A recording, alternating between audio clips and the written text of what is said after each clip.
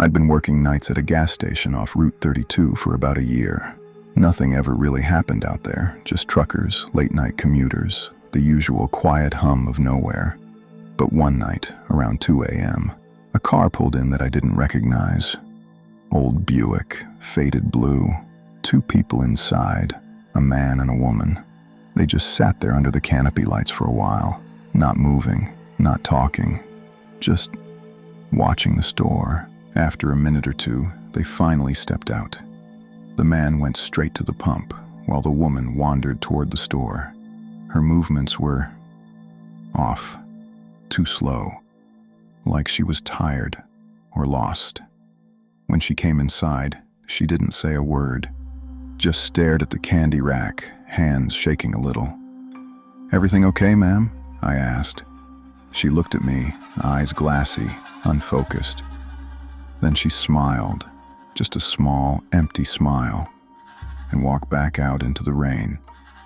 I remember thinking maybe they'd had a fight. Happens all the time out there. But then she turned and waved at me through the glass. That wave. The man finished pumping gas and got back in the car. She followed him, still looking at me through the window as she opened the door. The Buick pulled away, headlights cutting through the rain. But just before they disappeared down the road, they stopped. The brake lights glowed red for a few seconds. Then, she got out again. Just stood there on the shoulder, facing the gas station. The car drove off. No hesitation. No looking back. She didn't move for almost a minute. Then slowly, she started walking back. The bell above the door jingled when she came in. Her hair was soaked, sticking to her face, and her jacket was dripping onto the floor. It looked like she'd been standing out there for a long time. I opened my mouth to ask if she was okay, but she spoke first. "Can I use your phone?" Her voice was low, tired, but steady. I pointed to the landline by the counter. She dialed a number and pressed the phone to her ear. She didn't say anything, just listened. A minute passed, then she hung up. Looked at me. I didn't know what she meant at first. I asked if she was waiting for someone, but she just shook her head, slow, distracted, like she was listening to something only she could hear. Then she asked if she could sit down. I nodded. She took a seat by the window, facing the parking lot. The rain outside had turned into a curtain. You could barely see the streetlights. She kept staring out there, eyes wide, unblinking. Every few seconds, she'd whisper something under her breath. I couldn't make out the words, but I remember the tone, soft, rhythmic, like she was trying to calm herself down. After a while, I walked over and asked if she needed help, maybe a cab or a ride home. She didn't even look at me, just said, barely above a whisper, "He's out there." I turned to look, but the parking lot was empty, only the rain and the reflection of the neon sign flickering in the puddles. When I turned back, she was standing now, right at the glass, hands pressed against it, her breath fogging up the window. Then she said it again, louder this time. "He's out there!" Something in her voice made my stomach tighten. It wasn't panic. It was that quiet certainty people get when they already know something bad is coming. I hesitated for a moment, then grabbed my jacket and stepped outside. The rain hit hard, cold, sharp, like needles. The lot was empty, no cars, no movement, just the steady sound of rain hitting the asphalt. I walked a few steps, turned the corner of the building, and stopped. There was a man standing under the streetlight, soaked through, completely still, facing the diner. He didn't move, didn't even flinch when the rain hit him. Just stood there, head tilted slightly down like he was listening to something I couldn't hear. For a second, I thought maybe he needed help. But then, he turned his head, slowly, just enough for me to see his face, and my breath caught in my throat. It wasn't fear, not right away. It was recognition. I knew that face. I just couldn't remember from where. Not yet. I just stood there, the rain running down my neck, trying to figure out why he looked so familiar. There was something about the way he stood, still, quiet, that tugged at something in the back of my mind. And then he smiled. Not a big grin or anything, just this small, knowing smile. The kind of smile people give you when they already know something you don't. It hit me in the gut. Not fear exactly, more like this deep, heavy recognition I couldn't place. I almost called out to him, I really did. But before I could even move, the light above him flickered once. And when it came back on, he was gone. No sound, no movement, just empty rain and pavement, like he'd never been there at all.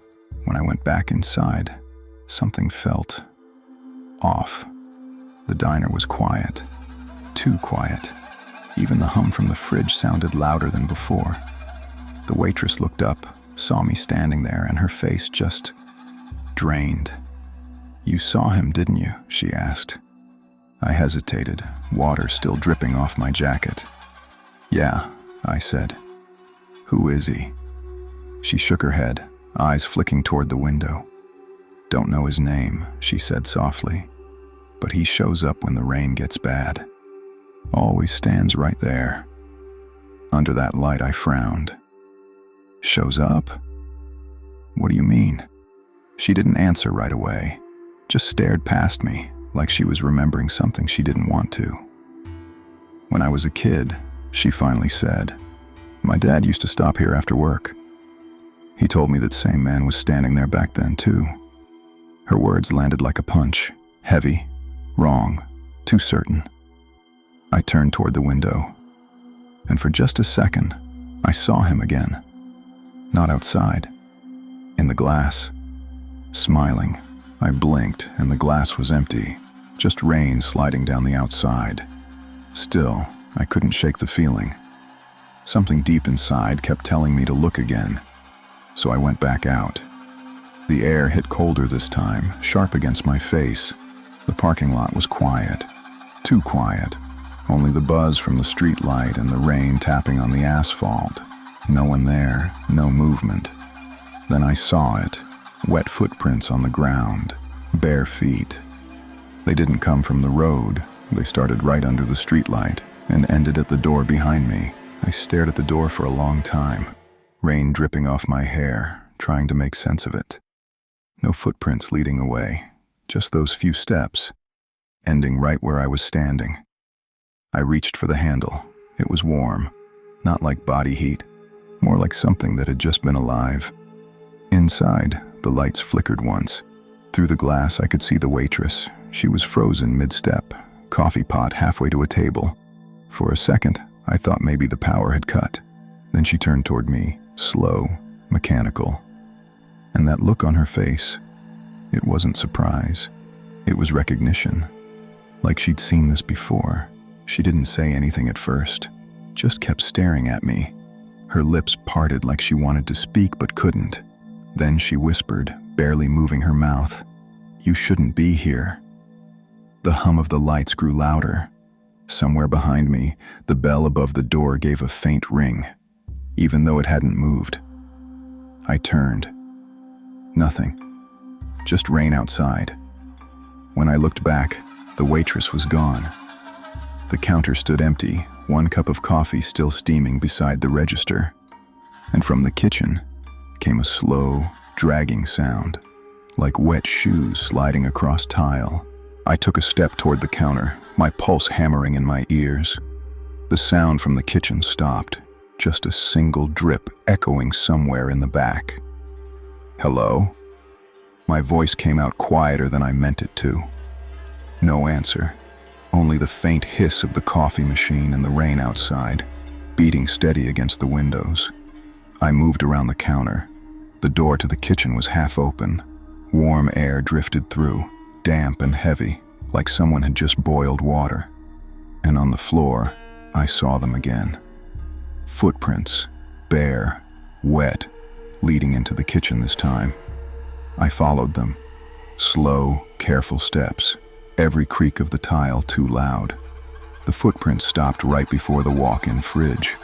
The handle was fogged over, as if someone had just closed it. For a moment I just stood there, breathing hard, hand trembling inches from the metal. Then, from inside, thump. Once, I reached for the fridge handle. My hand stopped just before touching it. That same warmth again, humming through the air like static. I swallowed hard and pulled it open. Cold air rushed out, sharp and dry. The light flickered once, twice, then steadied. Nothing inside but empty shelves and a faint smell of wet earth. Then I saw them. On the back wall, above the metal grating, footprints, pressed into the condensation, climbing upward. Bare, human. I stepped closer, my breath fogging the steel. They didn't stop at the wall. They kept going. Across the ceiling, faint and glistening, until they vanished into the dark corner where the light didn't reach. The door swung shut behind me. The handle clicked, and in the silence that followed, I could hear breathing. Not mine. Slow, measured, and too close. I froze. Every sound in that tiny space pressing against my ears. The breathing was behind me, close enough that I could feel the warmth on my neck. Slow, wet, real. I turned around, but the light flickered and went out before I could see. For a moment, there was nothing. Just the hum of the compressor and the soft drip of melting frost. Then a whisper. "You saw us." My throat locked. The voice was familiar, calm, polite. The man from the gas station. And then, just barely above the hiss of air, another voice, softer, female. He always does. The lights came back, no one there, just the open fridge, and on the fogged steel wall, 2 handprints side by side, smudged, cold. I stepped back, heart pounding, the floor slick beneath my shoes. And from the diner, through the swinging door, came the faint ring of the entry bell. Someone, or something, had just come in. I pushed through the kitchen door, my breath caught halfway in my chest. The diner was empty. The bell above the entrance still swayed, the sound fading into the hum of the lights. Booth sat in perfect order, untouched. The coffee pot was still on the counter, steam curling lazily from its spout. But the waitress was gone. Rain streaked down the windows, distorting the view outside, shapes bending, shifting. For a moment, I thought I saw 2 figures standing by pump 3, just beyond the glare of the streetlight. Still, watching. I blinked. They were gone. I walked toward the counter, my shoes squeaking against the wet tile. Something felt off. The air smelled different. Not like coffee anymore, like damp earth and gasoline. And then I saw it, near the register, tucked behind the napkin holder. A photograph, faded, old. The edges curled and yellowed. It showed the diner, same walls, same counter. Only in the photo there was a man and a woman sitting in the corner booth, smiling. The same man and woman I'd seen outside. I turned slowly. The bell swung once, then went still. No footsteps, no voice. Just the sound of rain against the glass. The waitress was gone. Every table empty. The whole diner silent. I took a step toward the counter. There were 2 coffee cups sitting there, steam rising, fresh, and beside them, a folded $20 bill. I looked toward the window. Outside, under the streetlight, the same car was parked again, engine off. 2 silhouettes inside, watching. Then the lights flickered once more, and when they came back, the car was gone. Only the smell of coffee remained, cold, unfinished, just like the first time.